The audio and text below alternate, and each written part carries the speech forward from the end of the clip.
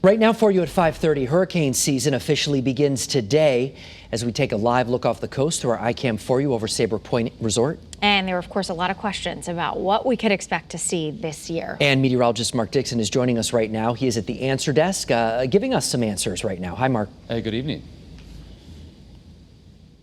All right, well, I'll read the questions. Here we go. We're hearing that the average number of storms has increased. That is indeed the case. So let's get right to the graphic. We can tell you about this.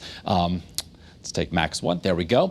You can see from 1981 to 2020, we're talking about a 30-year span of time, 3 decades, and that is been updated, of course, as we closed out 2020. So numbers have been crunched, and yes, there has been an increase in tropical storm names. The average is now up to 14. Of those, 7 becoming hurricanes, up 1 from the prior set of data, and then of those, 3 still becoming major hurricanes. Mark and Aaron.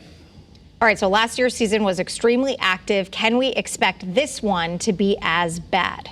So last season was certainly historic. It was record-setting. We had 30 named storms. The National Hurricane Center for this season coming up that officially kicks off today is calling for 13 to 20 named storms. Of those, 6 to 10 becoming hurricanes. Last year we had 13 hurricanes, and of the 6 to 10, 3 to 5 of those becoming major. Last year we had 6.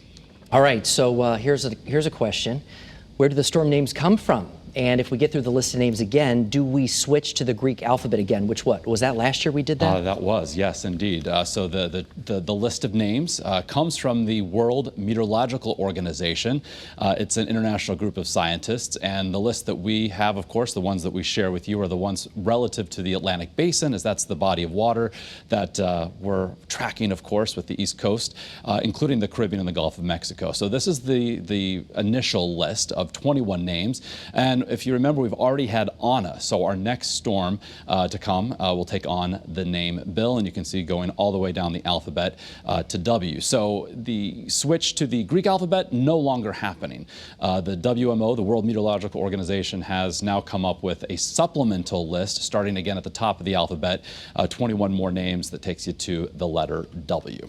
All right, the big question, is there anything happening out there right now?